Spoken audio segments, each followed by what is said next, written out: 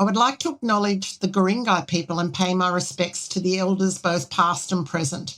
The Guringai people are the traditional owners of this land where we meet today. Welcome to Sharing Stories, Changing Lives, and an episode I've called The Power of Hope, which I have taken from a sentence in the book Freeing My Family, written by Sadam, a Uyghur, who just wanted to be reunited with his family, and Michael Bradley, a human rights lawyer at Marque Lawyers, who played an integral role in making it happen. Also with me today is Susan Barton from MTA Travel, who was one of the cast of many who put their skills into overdrive to make this possible. Welcome to Sharing Stories, Changing Lives.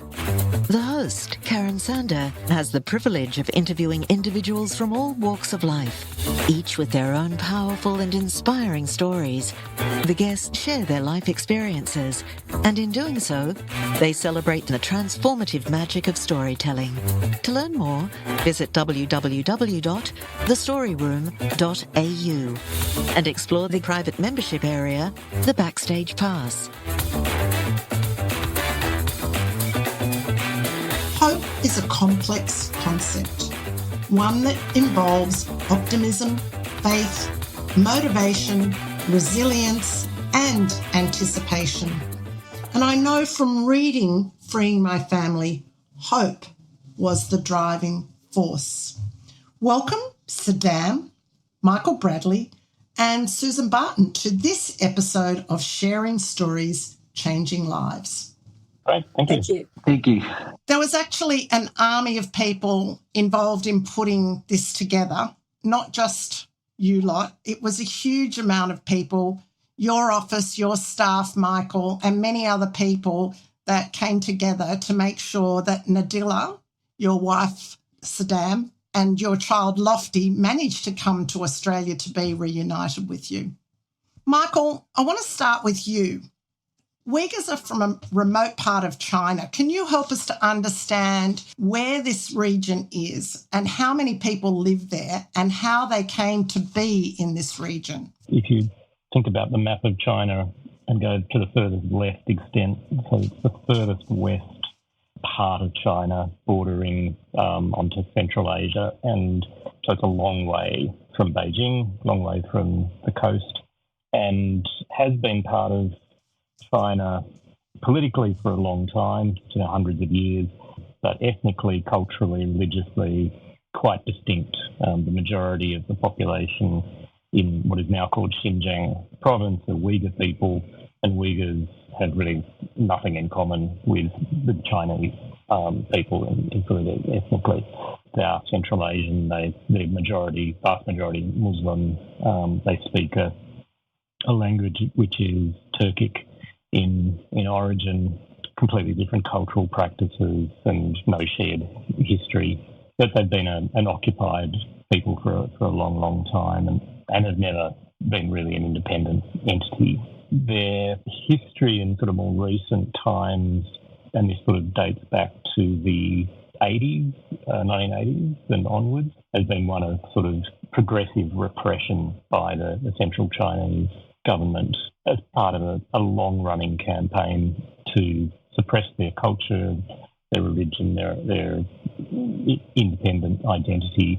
And that's been something that's sort of ramped up over time, and particularly under Xi Jinping, the current Chinese leader in the current government. That's really accelerated from 2007, 2009 and really ramped up in 2017 into what has been arguably accurately described as a genocide. Well over 1 million Uyghur people have been detained in detention centres and retraining camps within Xinjiang, many of them sent to other parts of China, and essentially their society, their social fabric has been ripped apart, and they've been living under these extraordinarily repressive circumstances for a long time now. It's sort of attracted a fair bit of international attention, but it hasn't changed for the better. Well, one of the first times I really knew that Uyghurs were a population of people in the world. And most recently, Sadam, I've been near that area in Mongolia, trekking in the Altai Mountains. So I sort of have a little bit of an idea of how remote the area is. I was there this year. But Sophie McNeil, and that's how you came into this whole picture, Sue, she's a well-respected journalist, and she made a documentary for Four Corners 4 years ago that made a lot of the world, or gave us the opportunity to learn who the Uyghurs were and the issue that they had in Xinjiang, and that it is a very remote area of China. But Sadam, can you share a bit about your background and your personal journey? I'm Sadam Abdusalam. I was born in Urumqi, which is capital city of Xinjiang. I was raised and born there and until 18 years old. So I came to Australia in 2009 when I was 18. You saw a photo that attracted you to go back to your hometown. It was a photo of a woman. Her name is Nadila, which is my wife. It is 2015. I met her on Instagram. So one of my friends put the photo with Nadila, and then she was like, she's just so beautiful. Just want to know her number. And then, that's how we start talking. And then just want to see her in person. So that's why I went back in 2015. And what was the journey back for you like, and being back in your homeland at that time? It's totally different since I left in 2009, especially 2015. There was cameras everywhere. There's a checkpoint, people checking your ID, they check your passport, even they check your phone. My phone being seized by the police a couple of times when I was there because I've got a WhatsApp and Instagram in my phone. So I don't know how they know you got to that apps in your phone, but you'll just get the call from the police station and then they tell you to go there. And the funny thing is, the people there already used to, they don't complain. They just do whatever the government tell them to do. But for us, we came from this free country, and then suddenly people start checking your IDs. Even you go to shopping center or check your phones, check your apps. It just makes you really uncomfortable. Were the people themselves, did it feel different for you, the way they were acting? And yeah, because after I left in 2009, beginning of 2009, there was a big protest happened in the 7th of in July in 2009. So there was lots of my mates been taken by the police, and lots of things happened. Even the government cut off the internet almost 2 weeks or a month. In 2015, when I go back, when I tried to ask my friends what happened in 2009, which is 6-7 years ago, they don't want to talk about it. They just want to escape from that topic. No one say anything. They go to me oh, people are gonna listen. I don't want to talk about this story. So it makes me really uncomfortable. Yeah. And even some of my friends doesn't want to meet with me, see me, because I'm from overseas, because that's going to put them in danger, put them in trouble. It must be a horrible thing to be scared of just having a conversation with someone that you know. Yeah. For you, having lived here in Australia, that must have been very unusual. Totally different. Even when I used to drive Uber in Sydney, I tell some Aussies my stories while driving Uber, and they don't even believe me. Like I'm lying. They go to me, how this is possible in 21st century. So, but I don't blame them, Michael, there's probably many countries a bit like that, yes, that really have a lot of control over the population. Yeah, it's not a new thing. I think Xinjiang is a particularly extreme example of control as intrusive control, the extent to which the Chinese government has gone to exercise control over every aspect of the lives of the people in Xinjiang, the Uyghurs, to the extent of, for example, they basically confiscated everyone's passports.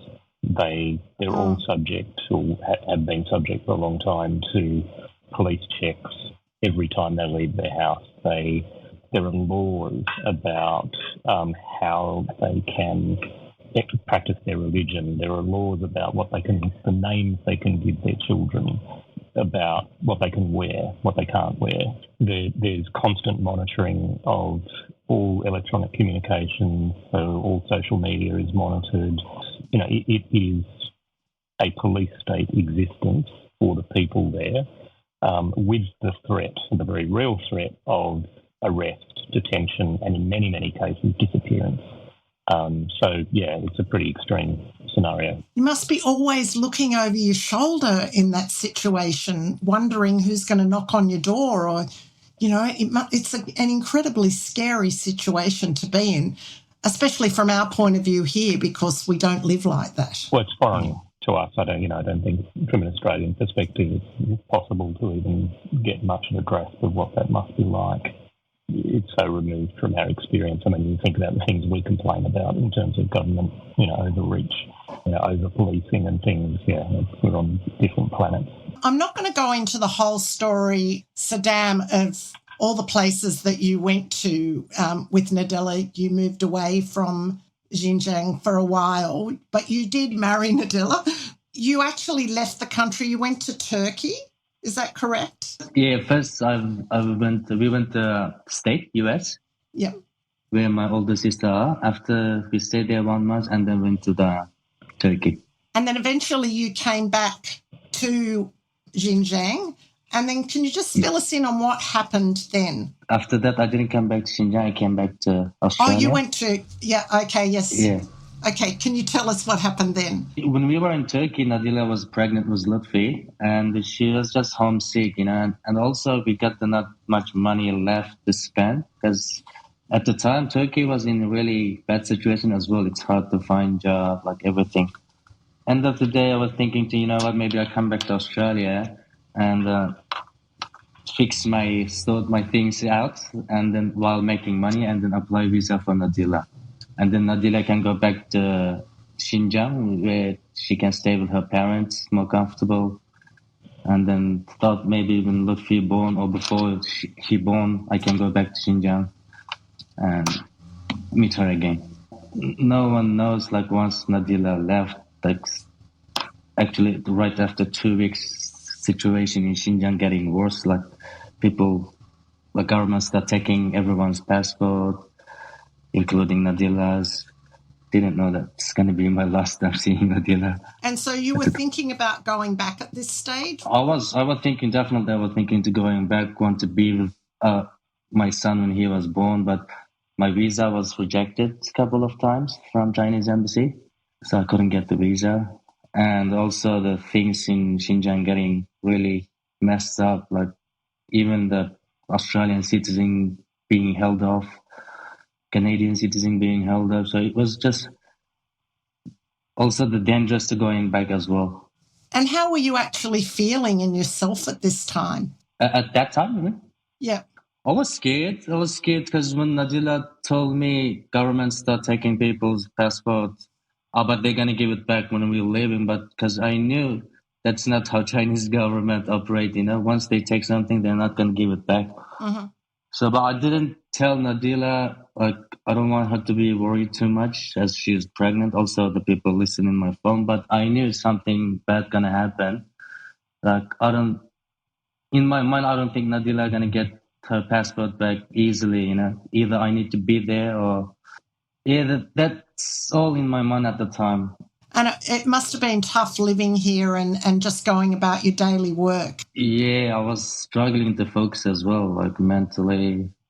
And we also start hearing on the news people was being taken to the concentration camp. There's forced labor, including my dad's cousin, my uncle's been missing, especially people who've been to Turkey, Saudi Arabia, any Muslim countries, they've been locked up in the concentration camp, some of them in the prison.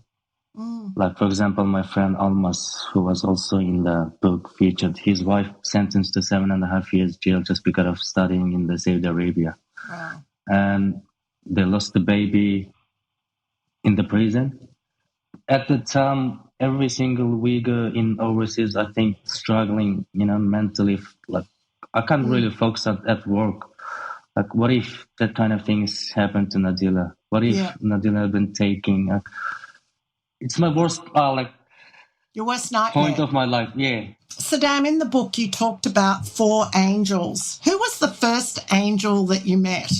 I would say Sarah Ruby. She's the first one trying to help me. Oh, don't worry, I'm gonna make sure your wife and son gonna be here. Like, she's so positive. Every time I go see Sarah, I feel better. I know inside it's not gonna be easy bringing wife son from the Chinese government, but she always gives me that positive energy. Yep.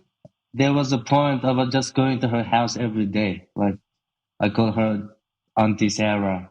Yeah, she's the first angel. And she gave you a lot of hope. She introduced you to Michael.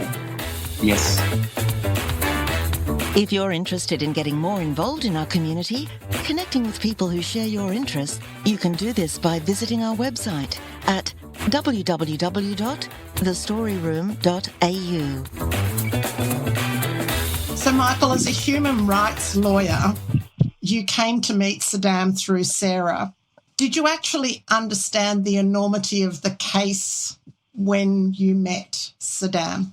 Yeah, so I'd known Sarah for a while, and she's an advocate, and she specialises in hopeless cases, frankly, and sort of collects them. And she'd contacted me about Saddam's case and had sort of, told me the story. And obviously, at a human level, you couldn't not connect to that. It's a pretty extraordinary situation. And but my initial reaction was, well, that's hopeless. I don't know what we could do about that to help. So I actually initially said, no, I don't think there's anything we can do. We can't help. But Sarah's very persuasive. The situation when I met Sadam was that Nadila was stuck in Xinjiang. Lutfi was, I think, about 10 months old at that point. After Lutfi was born, she'd been detained, taken in by the Chinese police. She had red flags because she'd been to a Muslim country, to Turkey. And in fact, under the law, one of the laws that the Chinese government had passed, travel to a Muslim country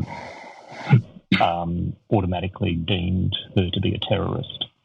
So she'd already broken the law and ordinarily would have been taken away and sent to one of these camps and quite possibly disappeared. But because she was breastfeeding, they let her go at home, but told her that when Lutfi turned 1, she would be taken back in again, and Lutfi would be adopted out, which is what happened to a lot of Uyghur kids when their parents were both taken. A lot of them just disappeared into the Chinese orphanage system. So that was sort of that date was pending. That was only a couple of months away. Sadam had, with Sarah's help, had been trying to get Australian citizenship for Lutfi because Saddam's an Australian citizen, Lutfi was entitled to Australian citizenship by descent. But that had been knocked back by the government, the immigration department, and said no because Sadam couldn't prove paternity, he couldn't prove that he was Lutfi's father. And so that was sort of caught up in this bureaucratic nightmare. And so I agreed to take on the case to at least try to get citizenship for Lutfi because that seemed obviously wrong. Like, obviously Lutfi is his son. Obviously, the government was being difficult unnecessarily about that. And so we thought, well, we can do that. We can clear that hurdle. And while that wouldn't get Lutfi out of China and it wouldn't get Nadila out of China, it would at least give us a hook because if the Australian government recognised Lutfi as an Australian citizen, then it would have to at least care about him and take at least diplomatic steps to try to do something for the family. So it seemed like sort of practically a worthwhile thing to do in terms of trying to get us closer to the end goal. But I wasn't very optimistic about the long-term prospects of, given what was happening in Xinjiang and given how many people were caught up in this, this awfulness. So that's how we got involved. Initially, we took on that case. We took that to court and won and got citizenship for Lutfi. So we managed to tick that box. And there was a lot of going back and forwards to Parliament through this time. Yeah, after we got the citizenship, we then sort of turned to the political stage, and that's when Sophie McNeil got involved, started working on the what became the Four Corners story. Amnesty International and Human Rights Watch both got involved. They were both actively involved in the Uyghur situation, and they were interested in Sadam's case. So we sort of started drawing together this coalition of interested parties to try to build a political media strategy to put pressure on the Australian government, to put pressure on the Chinese government, because that was, there wasn't much else we could do legally. So really now it was about trying to engage public interest, political will, and build momentum that way. And we had the advantage that what we had was an extremely cute Australian citizen caught in a foreign country, and nobody could look at a photo of Lofty and not want to rescue him. That was sort of our key asset. And so we went down to Canberra. We timed that around the Four Corners story. Sadam and his friend Alma, who you mentioned, was also caught up in this. Came down with Amnesty, and Craig Foster joined us, who volunteered his clout to help. Can you tell us Craig Foster, for those that don't know Craig? Who is Craig? Yeah, so Craig's a former Socceroo and very well-known soccer commentator who had become involved in a case not long before this, where there was a professional soccer player who's an Australian citizen who'd been detained in Thailand. They were going to hand him over to the Bahraini authorities. He was from Bahrain. He was a refugee who had come out from there and had obtained Australian citizenship, and I think he was on his honeymoon when he was detained in Bangkok, and they were going to hand him over because Bahrain had put an Interpol notice on him because they claimed that he was a terrorist, which was bullshit. And Craig had launched this global campaign out of nothing to save this guy. When he went to the UN in Geneva, he got lots of football players involved and created this massive momentum to save this poor guy, and succeeded, managed to rescue him. And I think that from that, Craig got really interested in refugee issues, and he's just a great guy anyway. He'll always volunteer his time for any good cause, and he came along, and that was great. And we met a whole bunch of politicians, and we were just knocking on every door we could find, pressing every possible button we could to keep the story alive, keep pressure on the government to not forget about it, and to do what they needed to do or what they could do. And credit where it's due, Foreign Minister at the time was Maurice Payne. She took a personal interest in Sadam's case, and we'll never know exactly what went on behind the scenes in terms of diplomatic manoeuvrings and so on, but I'm very certain that she worked very hard personally to make a difference, and we're obviously very grateful to her. Amazing. So there really was an army out there, wasn't there, just making this actually happen? Yeah. Sadam, it is a huge army, like just not one person at all. There was a great team of you. But Sadam, is Michael the bearded angel? Yeah, of course, definitely. He's one of the biggest angels. I'm looking at your beard here and go, yes, he's a bearded angel. Yeah. So he was your second angel, really, after Sarah. What's Sarah's background? Why was she interested? She's a pure Aussie. She's like blonde, and personality is funny. She smokes. She must stop smoking. She just. And to be honest, when I met her, is she really gonna help me? Because I don't want to say that, but after I came to Australia, before I meet those angels, I've been saying, some people told me, go back to your country, go back where you come from, So I've got that impression, like Aussies hate us. Mm-hmm. Like before I met these people. But yeah, after I met Sarah, Sophie, Michael, that they change a lot about perspective of what I think about Aussies. Not all of them actually hate us, hate Yeah. immigrant, Yeah. And Sarah is one of that kind of person. Michael, what does Sarah do? She's just a good person. She's one of these completely selfless individuals you find in these sectors who, are not there for any reason other than to help. Everything she has, she puts into supporting, the most marginalised people in the community she works with. Asylum seekers and refugees who are caught in the margins of the system, and just leverages every contact and opportunity she has to help.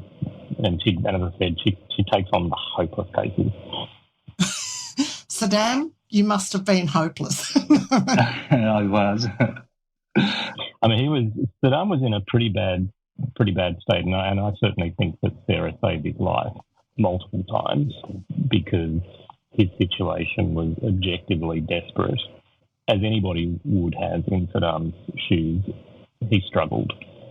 Worth bearing in mind that this saga took a long time. When Saddam, it took 3.5 years. It's a long, long time, isn't it? It's a long time to keep that hope alive. Michael, your team at Marque Law, they played a pivotal role in supporting Sadam, Nadilla and Lofty throughout this cause. Could you share some specific ways in which they contributed to the success? And what do you think actually fueled them to get behind this? When I first met Sadam in our office, I was really drawn to him.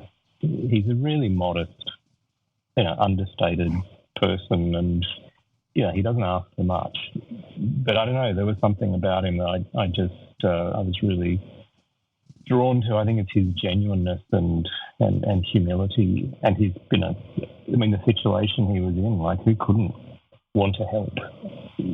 Everyone wanted to help. But that was the story throughout. At no point did we ask someone for help and get knocked back. And then the third angel was Sophie Sadam. What an amazing story about the Uyghurs that she helped to put together and give people like me an insight into what's happening in China. That's right. I think Sophie is not only the journalist, and I met lots of journalists, like they're all trying to tell my story to the world, but Sophie, when I met her, I feel like she really cares. It's not only about the stories she want to publish, it's about what change I can make on the stories, So I went to lots of interviews, but I gave the first real with my face interview to Sophie because I believe she really could help, even though it's really dangerous move, putting my wife Nadilla in risk. But if there's anyone else, any media, any journalist can help, I feel like that was going to be Sophie. And also Michael told me, if people want to listen, if government want to listen, Four Corners is the one to go. Well, I watched it a while ago and then I watched it again last week. So, I have to keep these things in my mind when I'm working on something. And, it's just an unbelievable situation. And she put it together so well. But then we come to the story where it's time finally that the Chinese government gives permission for Nadilla and Lofty to leave. That's not easy. What happens then? Especially that time is the COVID, one of the highest time of the COVID. Airplane tickets are expensive. Not only expensive, people can't really leave from China directly to Australia. So that's when I met Susan through Sophie. So she's my fourth angel to put everything together at the end. Well, it's an incredible, Sue, what you're able to do. So you've spent a lot of time working on projects with SBS and Dateline. So Sophie knew the work that you were doing to help people, and especially her, out of war zones, and probably saved a few necks over the years in working with people. Can you share a little bit about how did you get these flights organised? My connection with Sophie was through SBS, but she is a phenomenal person and journalist. And when she was a young girl, I was sending her to Afghanistan and Iraq and getting her in and out of these war zones. So it was very, very difficult in those days, as you can imagine, because as Sadam said, she's blonde. And so she had to cover all up. And anyway, so it was very dangerous. She gave me a call this one day and she said, I've got a story for you. The thing is, though, you've got 2 weeks to do this. And then when she explained it, I was like, holy heck, what do you mean 2 weeks? And I'm sure Mike will be able to explain the political side of that, but literally there was like 2 weeks we had to do it. And I guess, anyway, Sophie and I had a lot of trust with each other. We developed trust. When I had that phone call, unfortunately, it was 2020 and COVID was in full swing with lockdowns. So at that time, that meant that Chinese nationals were not being accepted by any countries, really. And there were really strict regulations with the airlines that would accept them. For example, I couldn't send them through Taipei or Thailand or Japan. And if I sent them through Singapore, well, that was a major hub and everyone was coming from Europe. And, you know, if you recall, there was a strict quota that the government had imposed on the flights into Australia. For the most part, it was booked out coming into Australia. I had to use all my connections and work out a plan. Unfortunately, the first plan that I got together from northern China through to Hong Kong and going through the back door of New Zealand fell over. Airline regulations at the time, airport regulations. And so that was really heartbreaking for everybody because we thought we'd had the solution in that first week. So it was really stressful. Also, given that the airlines were being pulled, aircraft would be pulled all over the world and none of the airlines were cooperating. Also, visa and COVID restrictions were fluid for absolutely every country. So it was a nightmare of looking through rules and regulations. But look, I felt really that pressure that was on. We had that 1 week. And so I actually figured out a way to get them home through PNG, of all places. But it was, it was going to be a really grueling, long trip. And she was going to have to do 2 weeks isolation in Brisbane on top of that. One of the biggest worries there, though, was that the airline schedule changes were happening all the time. So we were really worried that there was a transit stop, and I believe, there was. In the end, inevitably that happened. There was a problem in Shanghai where she wasn't allowed to go out of the airport, but luckily, Michael would be able to tell you more about this, he had DFAT on board. He had DFAT on board. That was insane.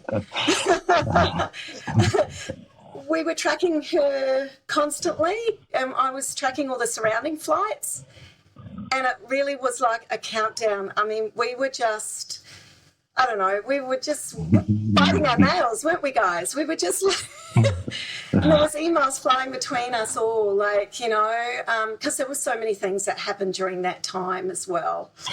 It was the joy of seeing her arrive into Brisbane and getting some videos from Sadam. Did you have to get new carpet in your lounge rooms where you pace the floor? Yes. There were some late night calls, that's for sure, right? Thanks, Sue. I do know you personally, and you were living in our building at the time, and I know how difficult this was for you and how much cheering you were doing when it actually happened. But for Sadam, after 3 long years, knowing that Nadilla and Lofty were safe in Brisbane, firstly, how did that feel? I felt so relieved, especially once she left the Papua New Guinea, arrived in Brisbane area after is this really true? Yep, yeah. Were there tears of joy? Yeah, even now I'm thinking about it, just wanna cry, you know? If you're interested in getting more involved in our community, connecting with people who share your interests, you can do this by visiting our website at www.thestoryroom.au. In terms of you actually meeting again with Nadilla and your son Lofty for the first time, can you walk us through that? Were you on your own? To be honest, when she came to Brisbane, I was so relieved, so happy, but she's gonna have a 2 weeks quarantine, and then we thought maybe gonna meet her in Sydney with Michael in the airport. At that time, I don't know, like I was so scared because we've been talking on the phone always. I never seen Lutfi. I went to the toy store actually to buy a toy. I went to the toy store and then I realized I don't know what he likes, you know. And he's 3 years old and you don't know what he's like, yeah. And I was scared to meet her. Is Lutfi gonna run away? Is Nadila gonna like me? Because we've been talking 3 years over the phone, but we never really openly because her phone was monitored. So Michael was next to me, and I believe Michael was talking to me lots of things at the airport, but to be honest, I didn't hear anything he said. Like, I was so nervous. I was at the point, should I run away, you know? And Michael, what was he like? Did you know he wasn't listening to a word you said? Oh, yeah. God, yeah. It was a unique situation. I mean, I don't know that I can't imagine what it would be like meeting my own child for the first time, you know, at that age.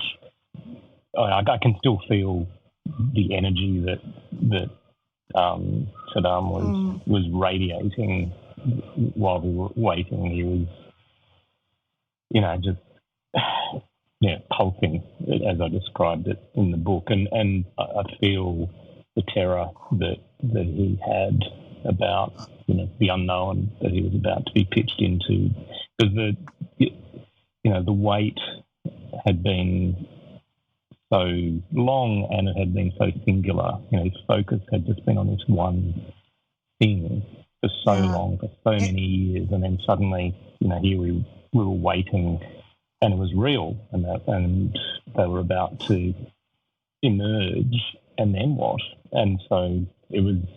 I don't know. I find it hard to describe the experience. I mean, I was very privileged to be there, to be with them, but it was funny. I mean, yes, it was quite weird at first, and, you know, awkward and scary and so on. And then, you know, we went and got the bags and we got in a taxi to go into the city. And Lutfi is such a delightful child. Like, he is gorgeous, and he got over his, you know, his sort of uncertainty and nervousness really quickly, far more quickly than Sadam did.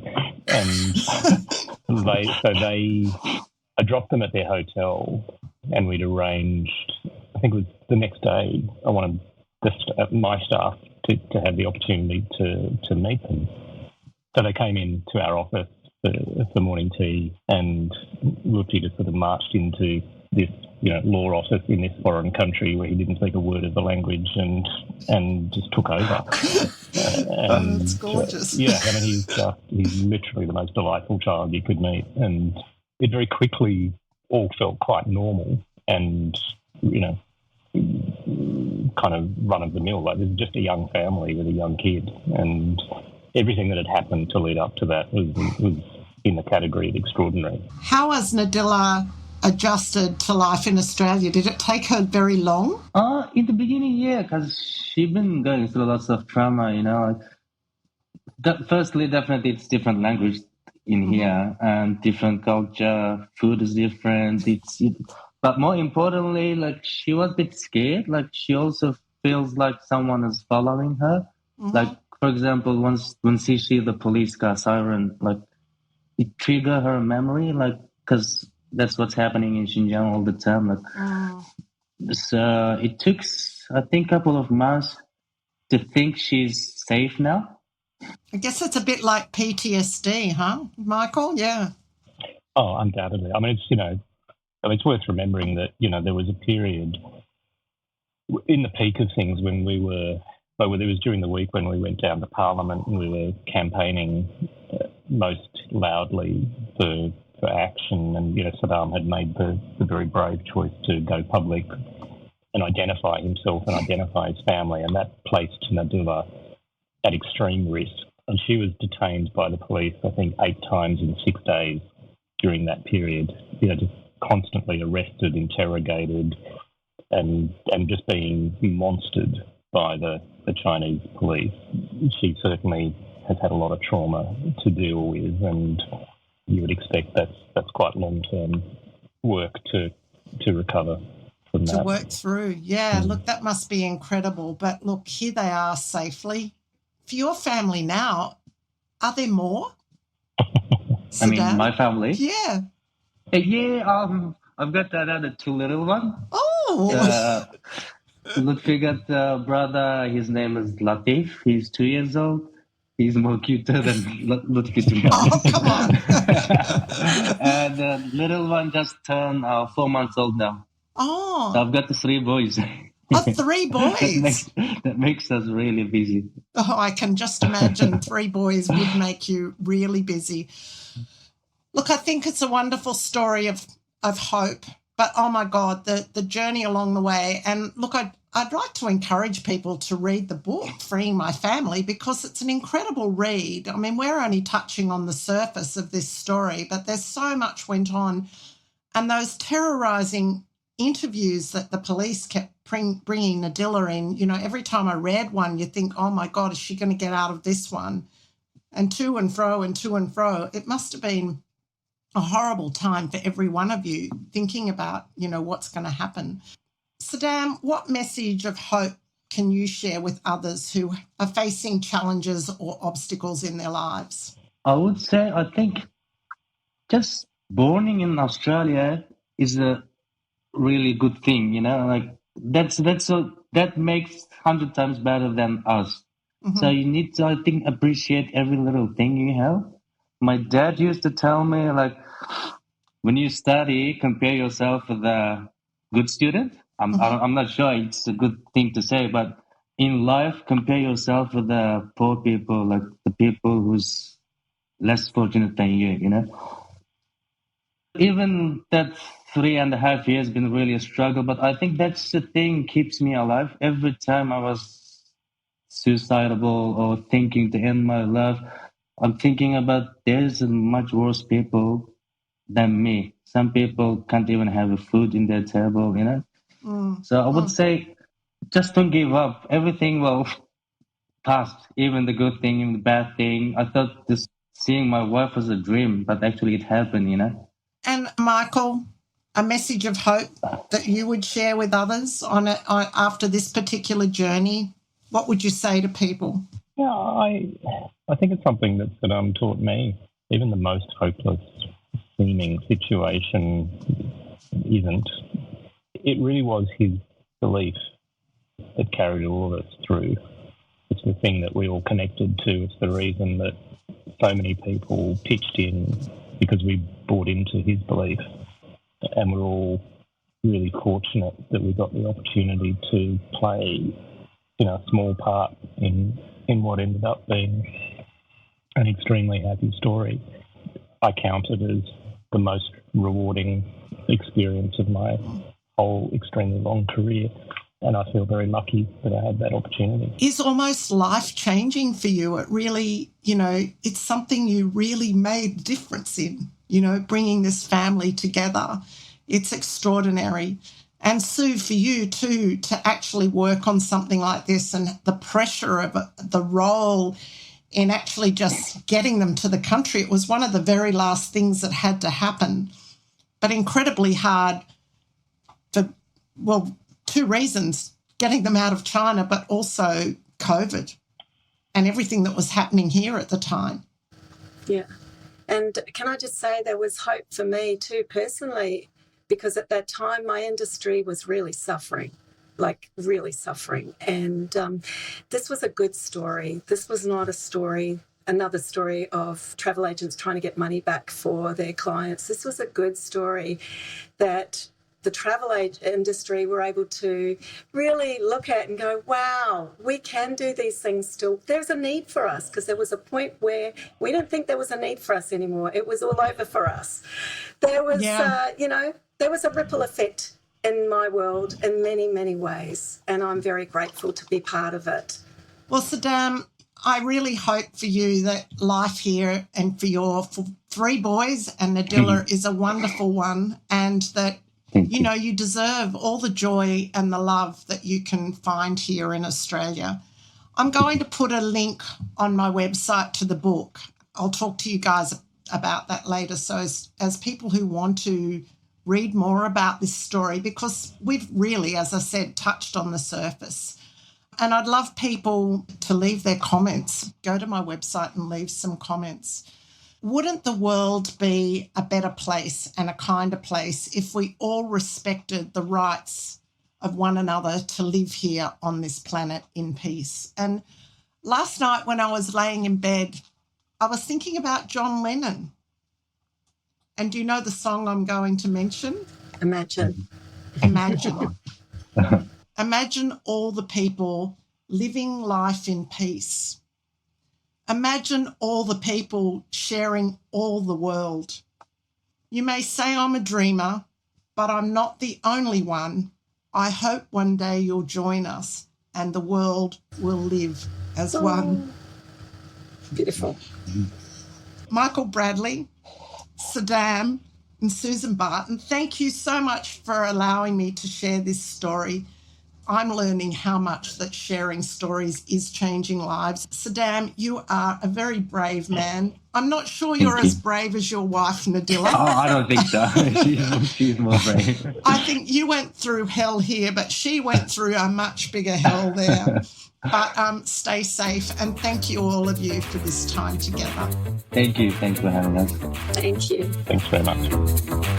Thank you for tuning in to Sharing Stories, Changing Lives. We'd like to invite you to support us by purchasing a Backstage Pass, costing about the same as 2 cups of coffee each month.